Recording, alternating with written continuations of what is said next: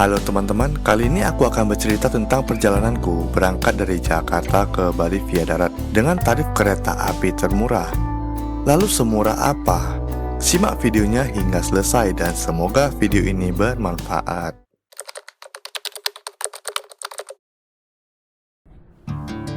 Selamat pagi teman-teman, jam 7.15 pagi perjalanan dimulai. Perjalanan ini aku mulai dari daerah Ancol, Jakarta Utara, ditemani matahari pagi yang indah dan suasana kota Jakarta yang belum sesak dengan kendaraan.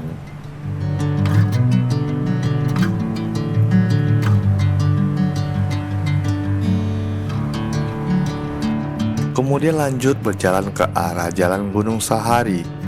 Dari sini aku akan menumpang Transjakarta jurusan Ancol Kampung Melayu dari halte Pademangan yang berada dekat dengan Mall WTC Mangga 2.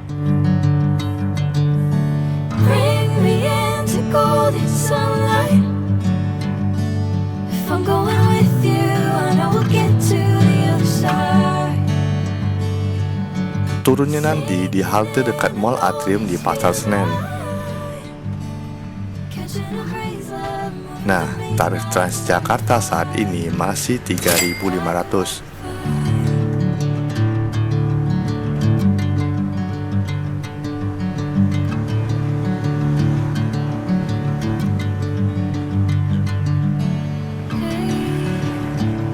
never the same.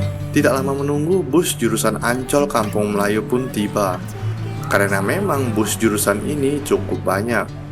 Aku berangkat cukup pagi dan kebetulan hari Minggu. Jadi penumpang Transjakarta pun belum ramai. Bahkan tidak ada kemacetan sama sekali selama di perjalanan. I know you always understand. Selanjutnya, aku turun di halte Jaga Jakarta, Pasar Senen dekat Mall Atrium. Dari halte ini cukup berjalan sedikit ke arah terminal. Sinking in, I know this feels right. Catching a Nah, di sebelah kiri kita melihat Mall Atrium Senen. like a wildfire. Oke, kita lanjut jalan lagi. Kemudian aku berjalan masuk ke arah Terminal Senen. Jalan lurus sampai di stasiun Pasar Senen, Jakarta.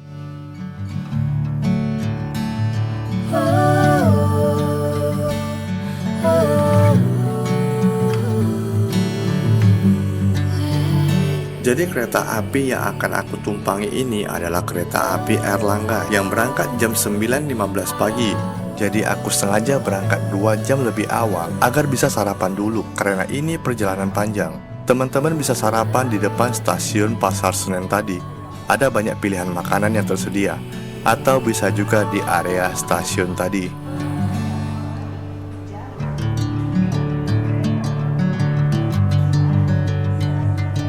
Jadi sebelumnya aku sudah check-in online dari aplikasi dan sudah ada boarding pass-nya. Dan jangan lupa untuk screenshot boarding pass-nya untuk jaga-jaga jika ada gangguan pada aplikasi atau jaringan. Jika sudah ada boarding pass, kita tidak perlu lagi print tiket fisiknya. Cukup masuk saja ke peron dan siapkan identitas diri, juga boarding pass yang sudah kita screenshot tadi.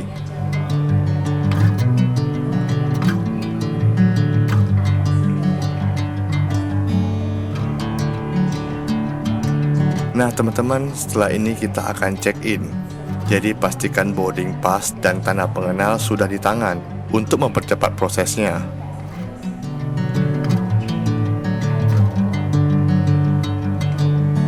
Bring me into golden sunlight. If I'm going with you, I know we'll get to the other side.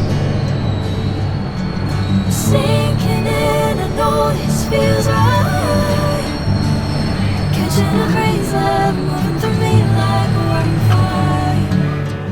Like a wildfire. Oh iya teman-teman, tadi sebelum masuk ke peron, aku sudah membeli sedikit makanan dan minuman untuk perbekalan selama di perjalanan. Namun perlu diingat teman-teman, makanan yang kita beli tadi tidak boleh dikonsumsi di gerbong makan. Hanya boleh dikonsumsi di bangku penumpang saja. Oke, kita lanjut bahas kereta api ini. Jadi setahu aku, Ini merupakan transportasi termurah untuk rute Jakarta ke Surabaya dengan tarif hanya Rp104.000 dan berangkat setiap hari jam 9.15 pagi dan berakhir di stasiun Pasar Turi, Surabaya jam 21.53 WIB. Bring me into golden sunlight. If I'm going with you, I know we'll get to the other side. Kereta api diberangkatkan pas jam 9.15 pagi. Untuk aku dengan tinggi badan 172 cm, ini masih cukup space-nya untuk kaki dan tidak sampai beradu lutut dengan penumpang lain di depan aku, yang kebetulan bapak-bapak yang beneran sangat ramah.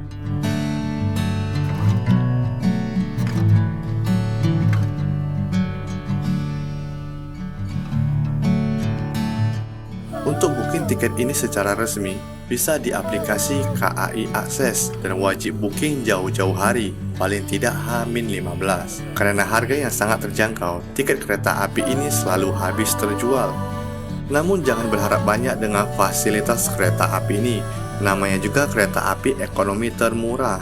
Bangku penumpangnya saja masih tipe yang lama dengan sandaran 90 derajat dan sedikit busa, juga berhadap-hadapan dengan penumpang lainnya. Oke teman-teman, nanti di akhir video aku akan berikan ulasan dan apakah semelelahkan itu untuk duduk lebih dari 12 jam dengan sandaran 90 derajat di kereta api ini.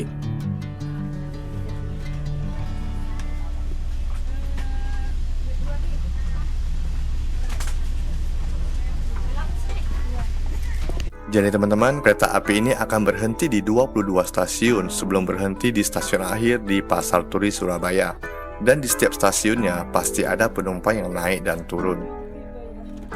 Ini jadwal waktu tiba dan berangkat kereta api ini di setiap stasiun yang disinggahi jika teman-teman ingin naik kereta api ini dari daerah masing-masing. Tapi kereta api ini tidak singgah di semua stasiun yang dilewati. Ada banyak stasiun yang tidak disinggahi. Jadi teman-teman bisa cek lokasi stasiun terdekat yang disinggahi kereta api ini ya.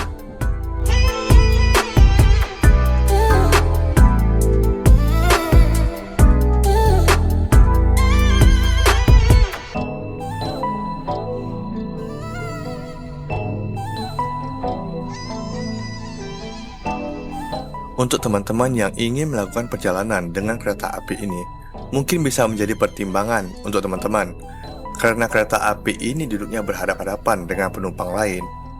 Untuk teman-teman yang suka tidur selama perjalanan, kereta api ini mungkin tidak akan cocok. Namun jika teman-teman berangkat berkelompok, mungkin 4 atau 6 orang, ini bisa jadi perjalanan yang cukup seru.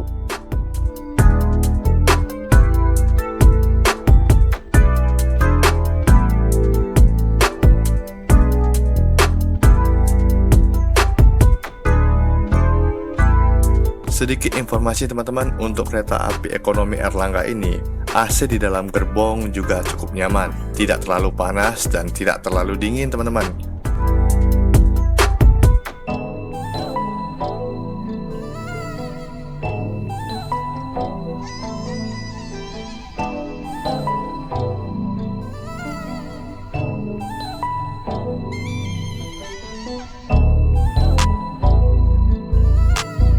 Sampai di stasiun Cikampek, kereta api ini akan berhenti untuk menunggu kereta api lain yang akan melintas. Juga nanti akan berhenti cukup lama di beberapa stasiun di depan.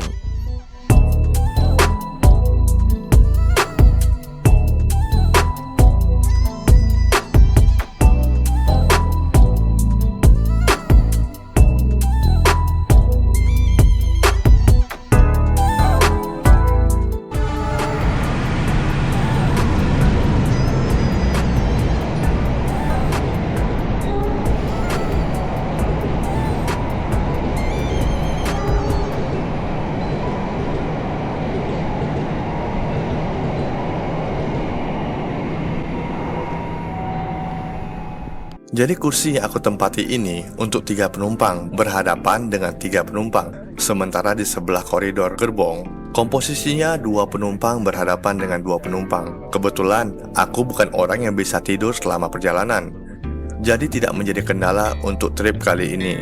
Tapi biasanya ketiduran sih. Aku terbiasa menikmati view jendela selama perjalanan. Jadi ketika pemesanan tiket, aku selalu pilih posisi duduk di samping jendela. Meskipun untuk kereta api ekonomi ini, kita untung-untungan juga ya. Kadang mendapat bangku yang menghadap depan, kadang menghadap ke belakang seperti perjalanan aku kali ini.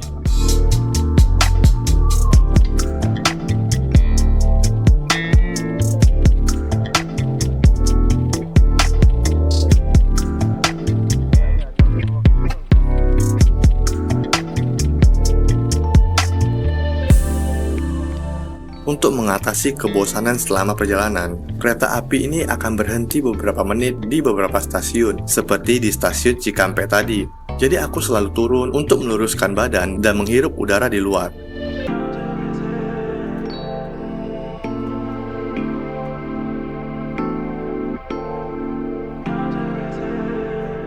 Dan selama perjalanan ini, kita disuguhkan pemandangan perkotaan, pedesaan, sawah yang membentang luas, hingga jalur pantura dari siang hingga senja. Meskipun banyak yang bilang jalur kereta api di selatan Pulau Jawa lebih indah. Tapi untuk aku yang melakukan perjalanan ini pertama kali, ini cukup menyegarkan mata.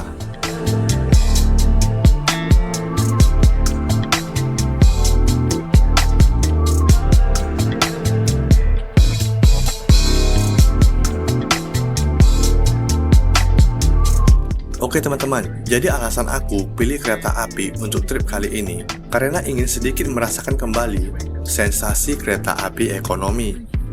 Jadi gini, aku berasal dari daerah Sumatera Utara dan kebetulan di sana ada kereta api. Jadi dulu sekitar tahun 2004, aku sering naik kereta api ekonomi ke kota Medan dan bangkunya seperti ini dengan sandaran 90 derajat.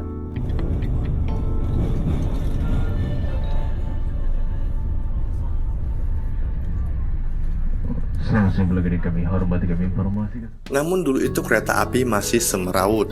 Pedagang sering naik turun di setiap stasiun yang disinggahi. Dan bahkan dulu, sering tidak dapat tempat duduk dan selalu berdiri di sepanjang perjalanan. Atau banyak juga yang duduk di koridor atau di gerbong kereta api barang. Seingat aku juga tidak ada AC.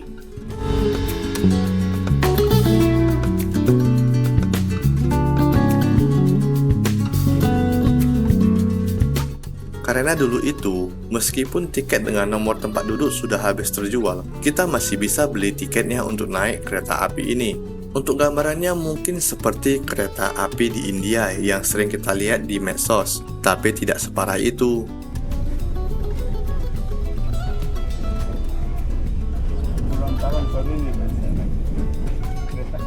Mungkin teman-teman ada yang pernah naik kereta api ekonomi dan merasakan hal yang sama pada tahun-tahun itu. Coba tulis di kolom komentar.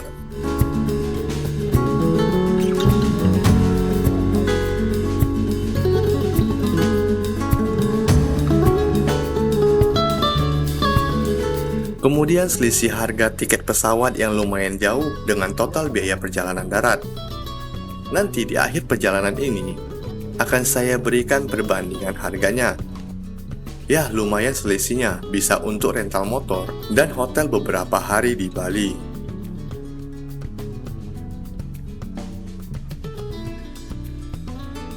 Kemudian alasan terakhir, karena aku belum pernah melakukan perjalanan darat ke Bali. Jadi seumur hidup minimal sekali, aku ingin merasakan sensasi perjalanan darat seperti ini.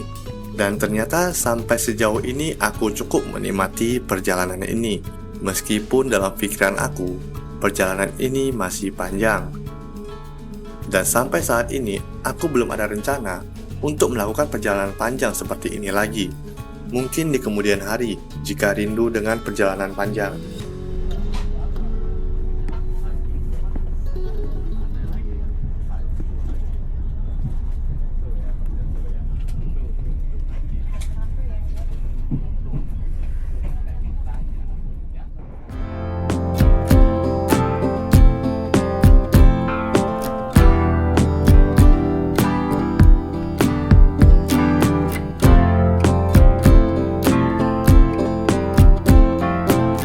Tapi sejauh ini sih aku masih bisa menikmati perjalanan ini dengan view menarik dari jendela gerbong.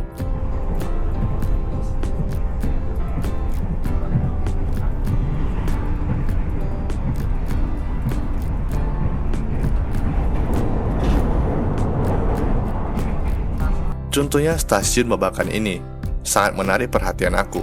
Stasiun ini dibangun tahun 1915, dan hingga saat ini masih aktif beroperasi, meskipun sudah bangunan tua.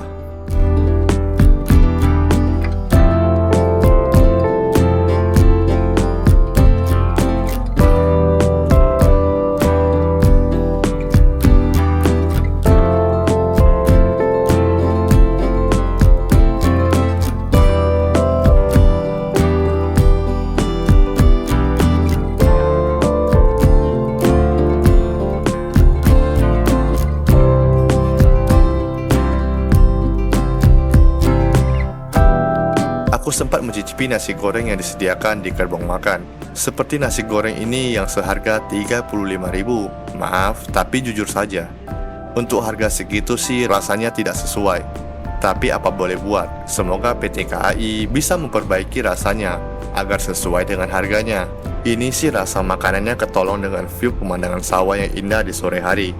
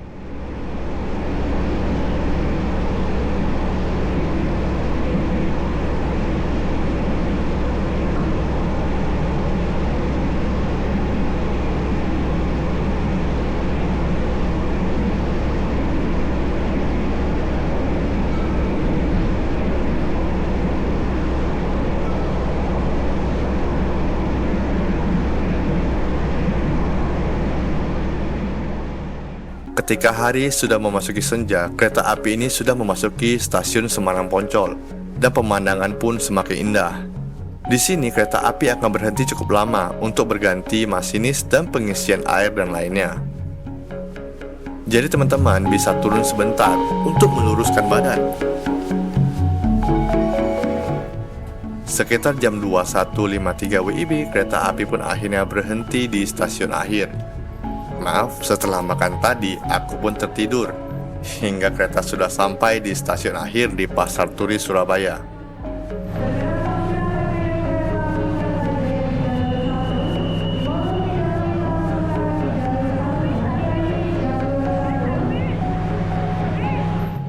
Tentu saja perut sudah lapar kembali, dan yang pertama aku pikirkan adalah mengisi perut dengan makanan yang legendaris di Surabaya.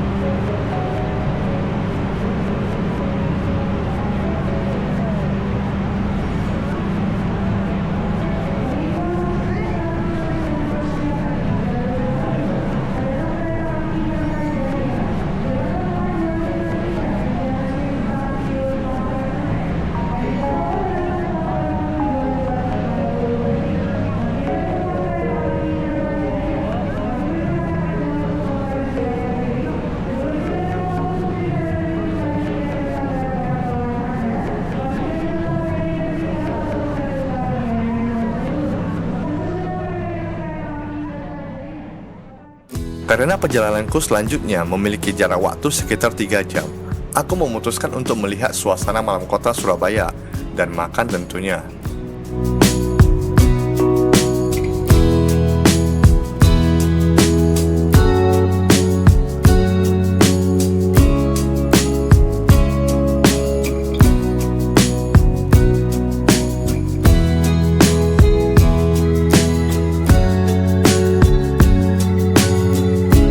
Oke teman-teman, aku share dulu apa yang aku rasakan setelah perjalanan ini.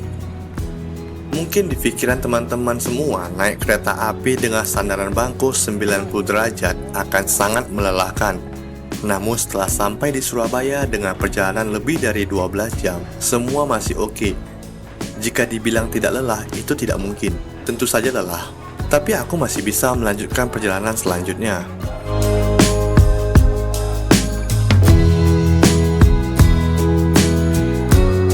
Jadi teman-teman bisa pertimbangkan apakah dengan tarif 104.000 ini masih layak dicoba jika dibandingkan dengan transportasi lainnya.